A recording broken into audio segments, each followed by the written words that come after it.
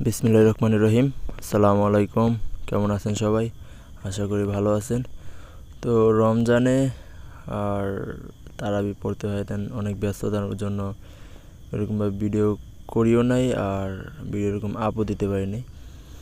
তো এখন রমজান শেষ, ঈদও শেষ, এখন আবার ওইরকমভাবে ভারী কাজগুলো করা শুরু করছি, কারণ রমজানে খুব কষ্ট হয়ে যায়, এর জন্য অত ভারী কাজ করিনি।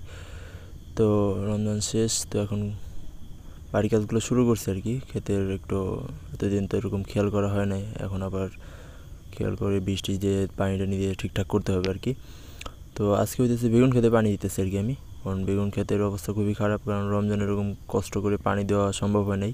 রমজানে ফার্স্টে দিছিলাম, তারপরে মাঝে আর দিতে পারিনি এরকম, কারণ যে রোদ উঠে প্রচুর গরম, এর ভিতরে পানি দেওয়া বা রাত্রেও দেওয়া সম্ভব না, কারণ তারাবির নামাজ পড়তে হয়। তো ঈদ শেষ, তো আজকে ঈদের 3 দিন। তো ভিডিও একটু পরেই দিতেছি কারণ মাঝখানে একটু ব্যস্ততার কারণ, শরীর খারাপ কারণে এরকম করা হয় নাই, ভিডিও এডিট করতে পারি নাই।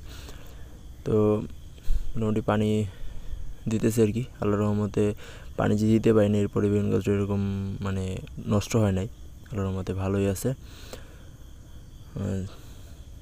মোটামুটি কিছু চারায় ফুল চলে আসছে আর কি, কিছু চারা আল্লাহর মধ্যে ফুল চলে আসছে, আর কিছু আছে বাকি, ওগুলা আশা করি সপ্তাহ বা 10 দিনের ভিতরে চলে আসবে। সব তো আর একরকম হয় না, কিছু মাঝখানে কিছু ছোট আছে, আর বেশিরভাগগুলো আল্লাহর মধ্যে বড় হয়ে গেছে।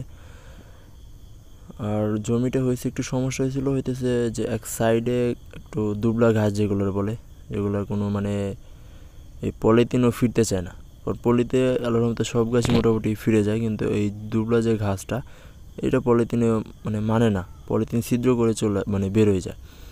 তো এই পাশ যে পাশগুলো দেখতেছেন, এই পাশে একটু ওই গাছগুলো বেশি হয়েছিল, এর কারণে পরিষ্কার করে দিয়েছে একবার, তারপর আবার হয়ে গেছে। এর কারণে গাছগুলো একটু ছোট রয়ে গেছে, ওরকম খাবারটা ওরকম পুরোপুরি পায় নাই, কারণ ওই ঘাসে অনেকটা খাবার খাইয়ে ফেলছে। তো এর জন্য এই সাইডে গাছগুলো একটু দুর্বল, একটু কম বড় হয়েছে।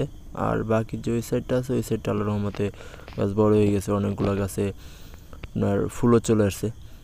তো আশা করি আর মাসখানি লাগবে, হয়তো মাসখানি পরে আমি মোটামুটি বিক্রি করা শুরু করতে পারবো, আশা করি আর কি। তো তারপরেও দেখা যাক আল্লাহ কপালে কী রাখছে। তো এই যে ড্রেনের মাঝখান দিয়ে আমি দিয়ে দিয়েছিলাম আর কি জলা বীজটা, তো আল্লাহর মধ্যে পানি দেওয়া শেষের দিকেই পানিটা দেওয়া শেষ করছি।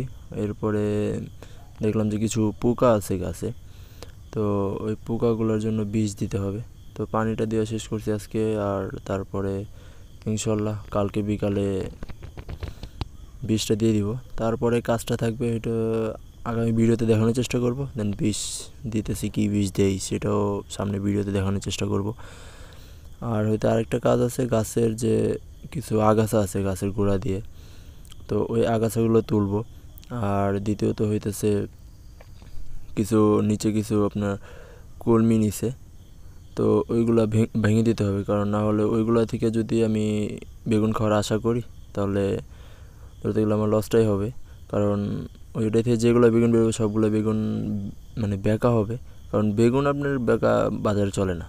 অন্য কোনো সবজি হলে তাও চালানো যায়, কিন্তু বেগুনটা এরকম নিতে চায় না বাঁকা হলে, আর যদি দাম একটু কম থাকে তাহলে তো দেখবেই না।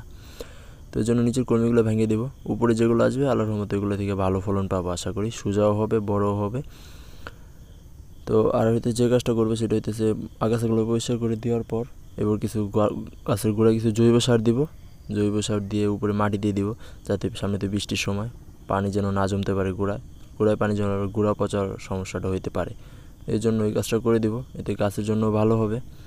এরপরে ইনশাল্লাহ সামনের সপ্তাহে গাছের গোড়ায় খুঁটি দেওয়ার চেষ্টা করব, খুঁটি দিয়ে বেঁধে দিব, কারণ আল্লাহর মতো অনেক বড় হয়ে গেছে। তো ভালো থাকবেন সবাই, দোয়া করবেন আমার জন্য। আল্লাহ হাফেজ।